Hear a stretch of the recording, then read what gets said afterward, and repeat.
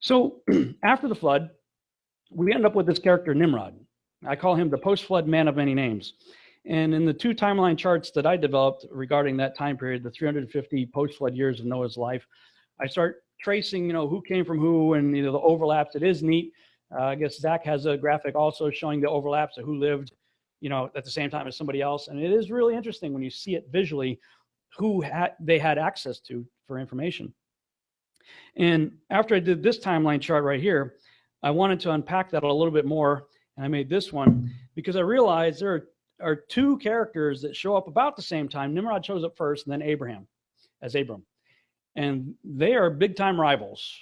I mean, this is where it really, L.A. Marzulli has a book called The Cosmic Chess Match.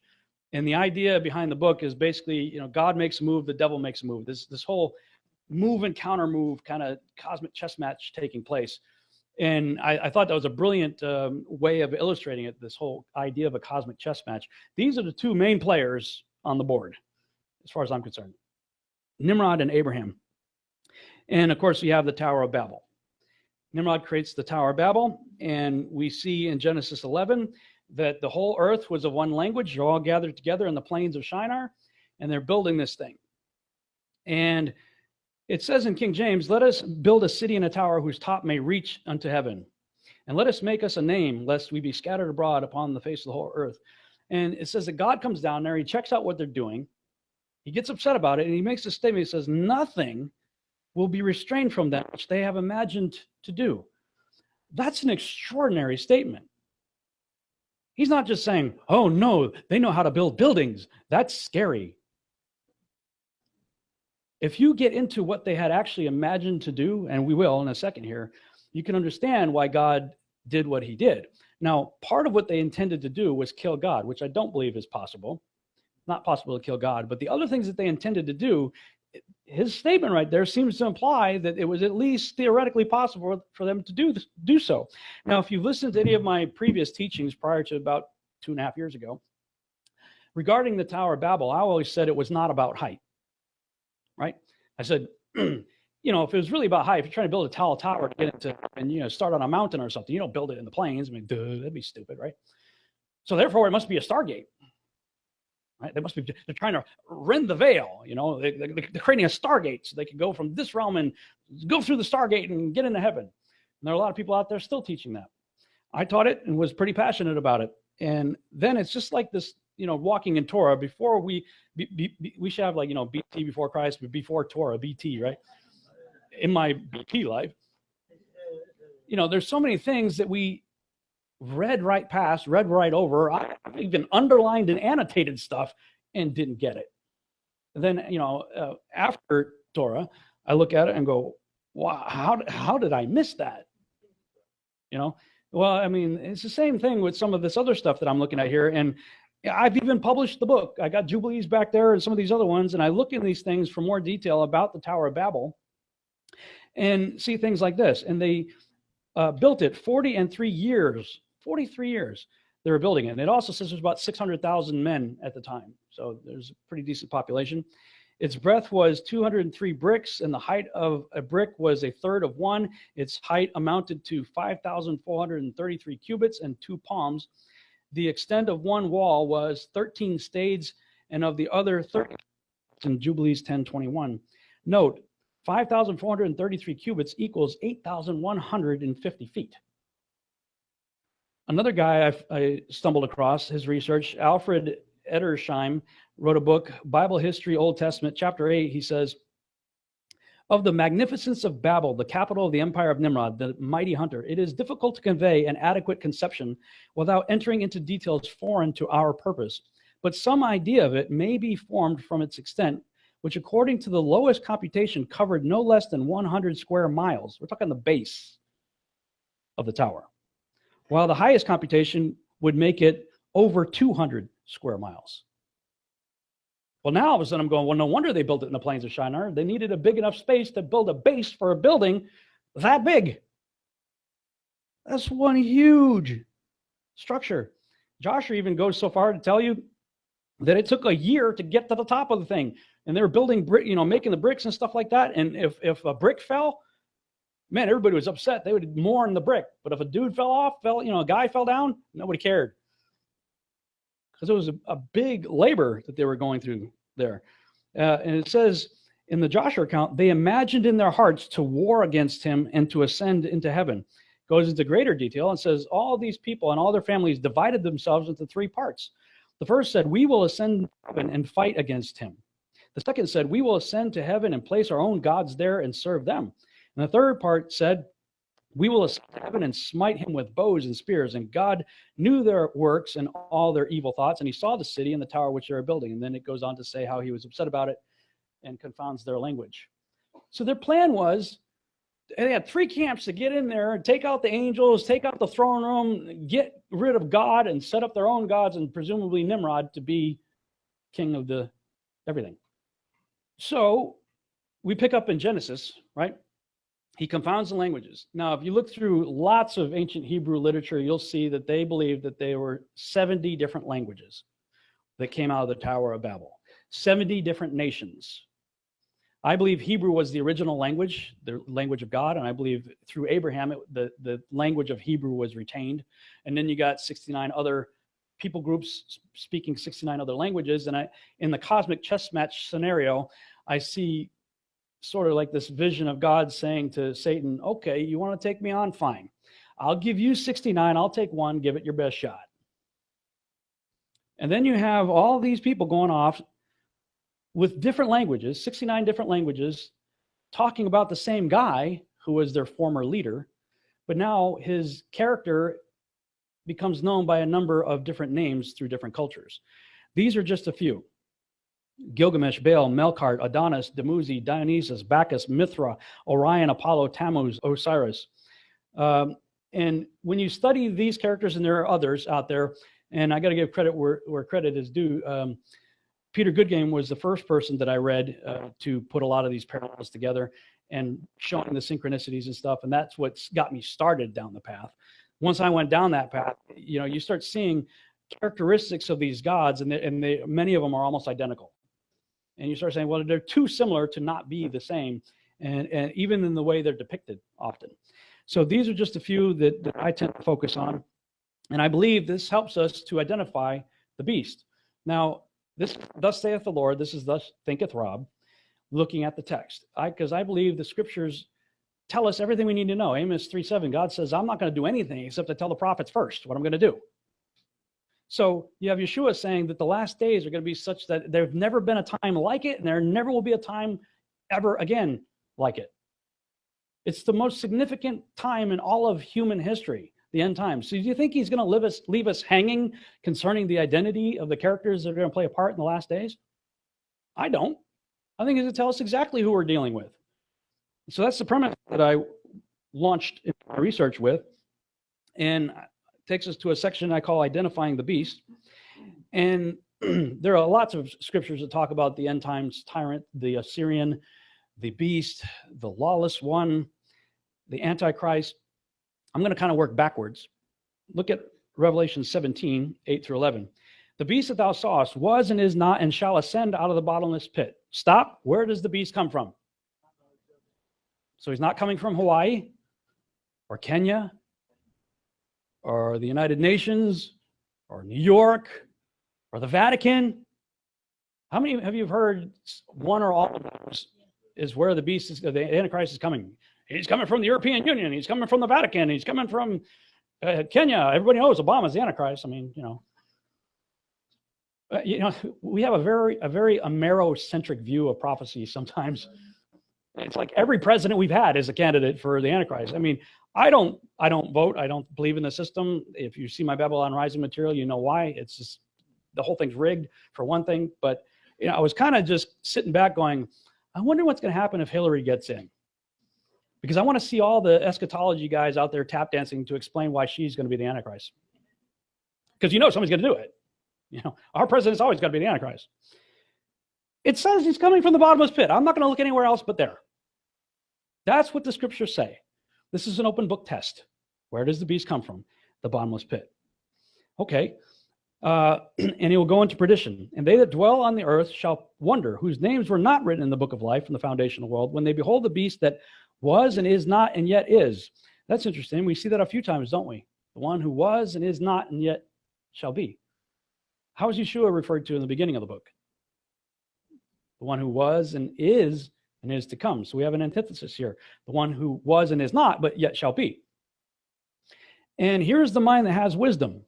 The 7 heads, we've got this weird beast. This is one of those situations where I believe if it's going to speak in allegorical, metaphorical, symbolic terms, you need to, look at it and see, does a character show up to explain it?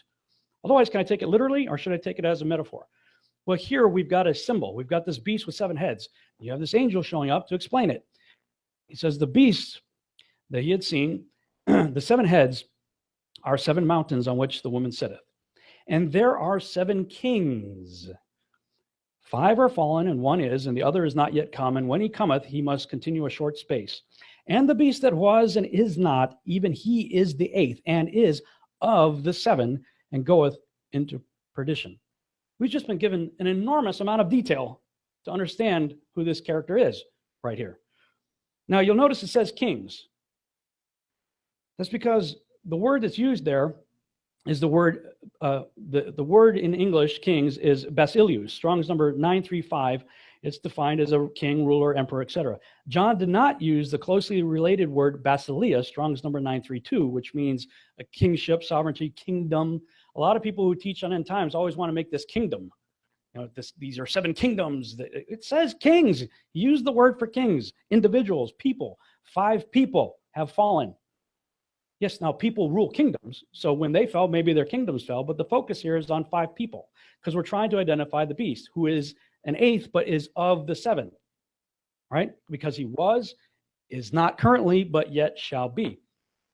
So thinking about people throughout biblical history who had Antichrist-like characteristics, Peter Goodgame put together a list that after I looked through it and saw his reasoning for it, agreed with, and with slight variations, but he reasoned 5 had fallen. Thinking about people in the Bible that have Antichrist-like characteristics, you have Nimrod, obviously.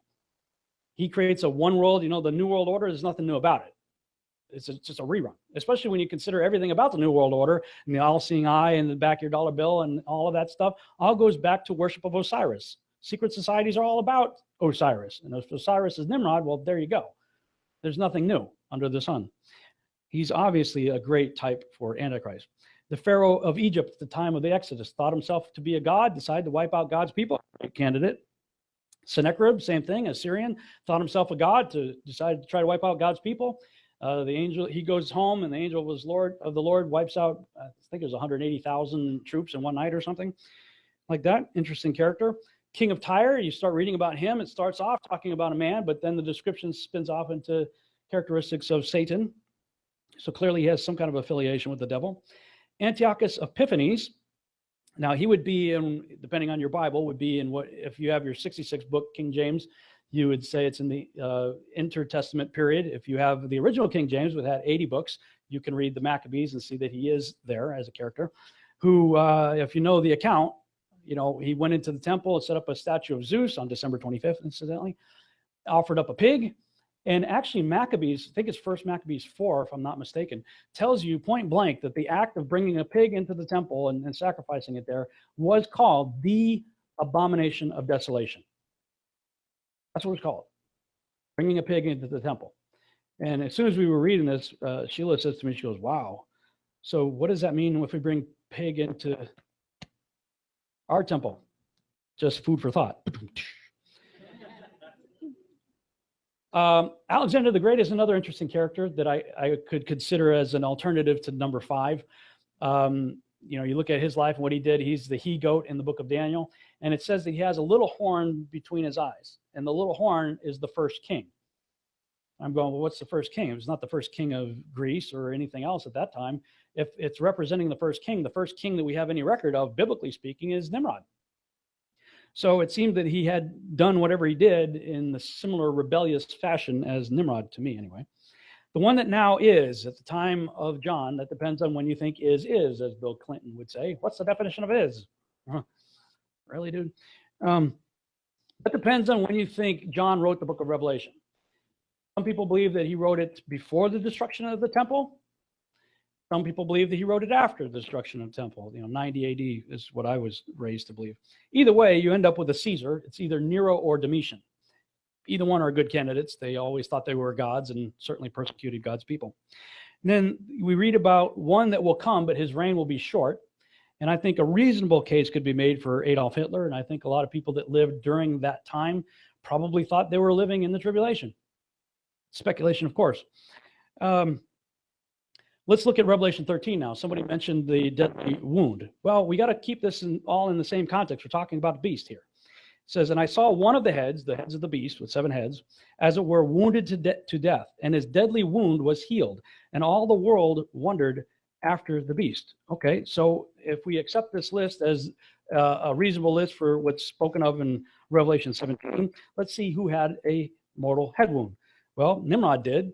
According to Joshua, Esau cut his head off. That's a head wound. Pharaoh at the time of Egypt did not. Sennacherib did not. King of Tyre did not. Antiochus Epiphanes, no. Alexander the Great, no. Nero, sort of.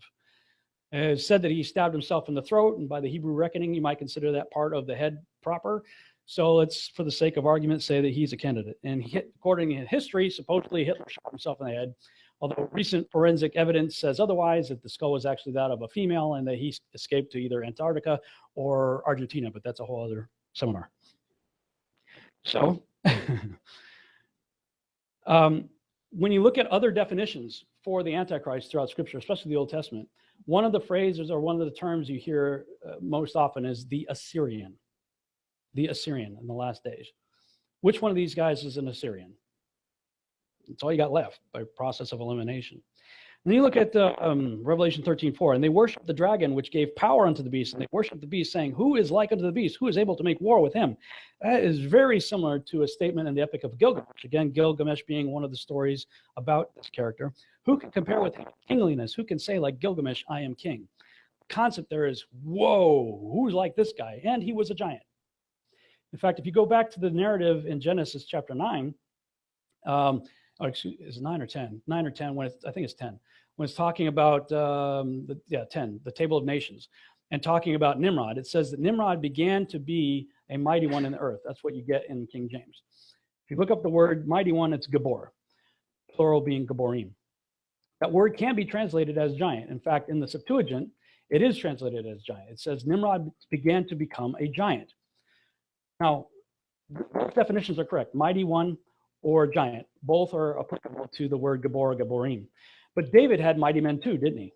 And David, he was out there with his mighty men out killing giants. So what's the difference? Well, this is where I see value in using something like the Septuagint, because you have the Hebrew scholars with their Hebrew language and their Hebrew context. They know the context of their history and everything. They translated the exact same word, Gabor or Gaborim, 2 different ways, depending on who we're talking about. When it was talking about Genesis 6, giants, it used gigantus, from which we get the word gigantic or giant. In the case of Nimrod, the same word, gigantus, word we use for giant. David's mighty men, ton dynatos, which basically means strong, powerful warrior. So they knew the difference. The word began has a sexual connotation to it. It's used the same word that is translated as began in King James, began to become, is translated elsewhere as sexual defilement and prostitution. So looking at the text, it appears that through some sort of sexual ritual, I would say, he defiled himself, and it changed him in such a way that he began to become a giant. That's in the canonized text. When you look in the other texts, you see these characters are also giants, like Gilgamesh. So let's go with that premise. Let's compare Nimrod with Yeshua. Well, we know that Yeshua is the Son of God, right? And he was also manifest as flesh, as man, right? Gilgamesh was said to be 1/3 man and 2/3 God, 1/3 being 33.33%, and 2/3 being what? 6, okay, just checking. All right. As Osiris, he was known as the King of Kings and Lord of Lords. That's a familiar title. As Osiris, Mithra, Tammuz, etc., his symbol was a cross. In the Egyptian, it'd be the Ankh, which the hoop in the Ankh represents resurrection. Interesting. He's depicted throughout multiple cultures as a dying and resurrecting figure. Of course, as Apollo and some of these other ones, as the Son of God, in that case, Zeus, which is interesting because Zeus is referred to basically as Satan in the book of Revelation, where it talks about Pergamum, and they had the altar of Satan there. Well, the altar of Satan was the altar of Zeus that was in Pergamum, that was relocated during World War II to Berlin. Interesting. And Obama created a replica of the seat of Satan for his Denver, Colorado acceptance speech. That's when everybody's like, he's the Antichrist, he's the Antichrist. Like, no. For some reason, I just have a hard time accepting the fact that the Antichrist needs a teleprompter to address the sixth graders. Not that impressed. Who is like that? Who can make war with that? Yeah, it's not working for me. Rules from elsewhere. Of course, we have Yahuwah in heaven and Osiris as the god of the dead ruling from the underworld in Hades. Then we have the Antichrist mentioned by name in Revelation chapter 9. Where does the beast come from? Open book test, right? We saw that, the bottomless pit. Beast comes from the bottomless pit. When is the bottomless pit opened? At the fifth trumpet, Revelation chapter 9. And they had a king over them, which is the angel of the bottomless pit, or messenger, whose name in the Hebrew tongue is Abaddon, and in the Greek hath his tongue Apollyon. Apollyon is just a derivative spelling of Apollo. Scripture just told you who the Antichrist is by name. Where he comes from, everything. Apollo. It's Apollo. Revelation 9:11. 9:11, interesting also. His number is 666. Well, we talked about his being 1/3 man. Man is a carbon-based organism, so it is the number of a man, right? 666. Well, man, just by default, by the carbon molecule anyway, would be 666. 6 protons, 6 electrons, 6 neutrons. 2/3 God, 66.6%. This individual is known throughout the world by the depiction of an obelisk. I'm not going to get too graphic about why that is. If you read the Osiris myth, you'll understand that. Essentially, it's a big phallic symbol. We have the largest phallic symbol in the world, set up in Washington, D.C., as a big middle finger sticking up to God. It just so happens to be 6,666 inches tall by 666 inches wide. Probably just a coincidence, I'm sure.